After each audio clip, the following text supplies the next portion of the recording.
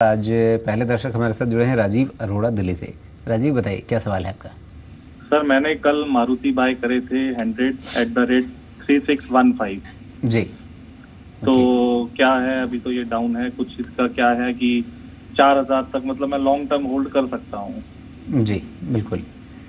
मारुति में अभी इन्होंने खरीदारी की है। हालांकि हमने जब इसके फरवरी महीने के आंकड़े आते हुए देखे, वहाँ से इसने काफ़ी अच्छी चाल दिखाई थी और संयोग से वही आप उसे बजट के बाद जो बाज़ार में चाल आई उसके साथ भी जोड़ सकते हैं। फरवरी महीने की जो बिक्री थी, हालांकि अपने आप में वो बिक्री बहुत ज़्यादा कोई दमदार नहीं थी, लेकिन बाज़ार ने उसके बाद सकारात्मक रुझान ही दिखाया मारुति के शेयर को लेकर के।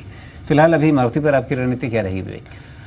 सबसे पहले तो डिस्क्लोजर देना चाहूँगा कि हमारी रिकमेंडेशन लिस्ट में से एक स्टॉक है मारुति सुजुकी। लॉन्ग टर्म की अवधि के लिए हमने अपने इन्वेस्टर्स को सलाह दी हुई है इसके ऊपर बाय करने के लिए।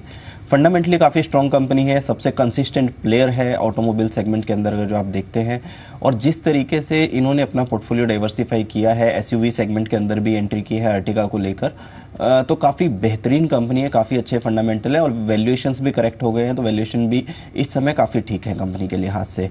जो येन में अभी हमें तेज़ी देखने को मिली है, जैपनीज़ येन के अंदर टेक्नोलॉजी का काफ़ी ज़्यादा इंपोर्ट करते हैं ये जापान से, तो उसके चलते मार्जिन्स पर थोड़ा बहुत प्रेशर देखने को मिल सकते हैं आने वाले क्वार्टर्स के अंदर, और वही एक नेगेटिव ट्रिगर है मारुति के लिए जिसकी वजह से स्टॉक थोड़ा बहुत नीचे आया।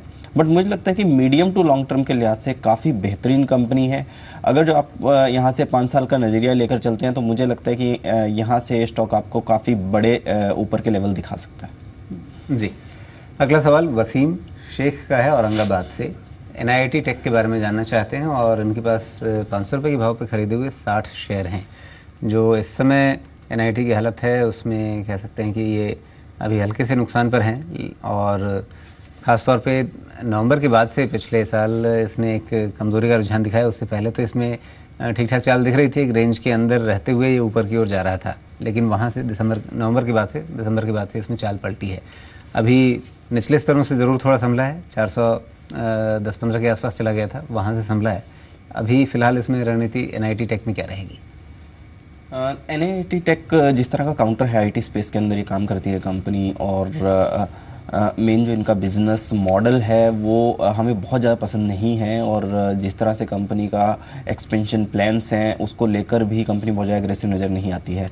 तो NIIT टेक के ऊपर मुझे लगता है कि आगे भी IT सेक्टर में एक अंडर परफॉर्मर रह सकता है for a very long term.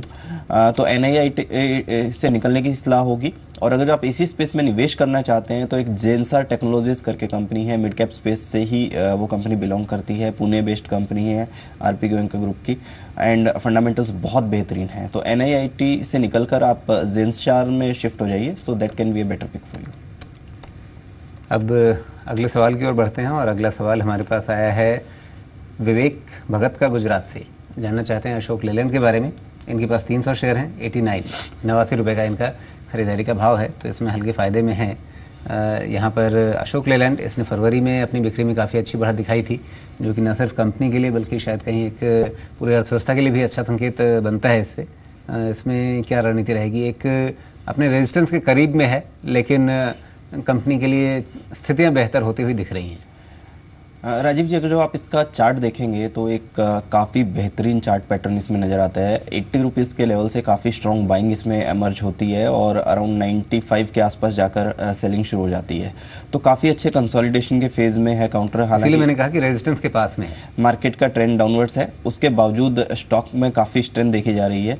तो आपने खरीदा है तो 80 रुपीज़ का एक स्टॉप लॉस मेंटेन करके इसमें बने रहिए। अगर जो 100 का लेवल क्रॉस कर देता है तो मुझे लगता है काफ़ी इंस्टीट्यूशनल इंटरेस्ट इस कंपनी में आ सकता है और 125 तक के लेवल ये दिखा सकता है। तो 80 रुपीज़ का स्टॉप लॉस लगाकर इसमें बने रहिए।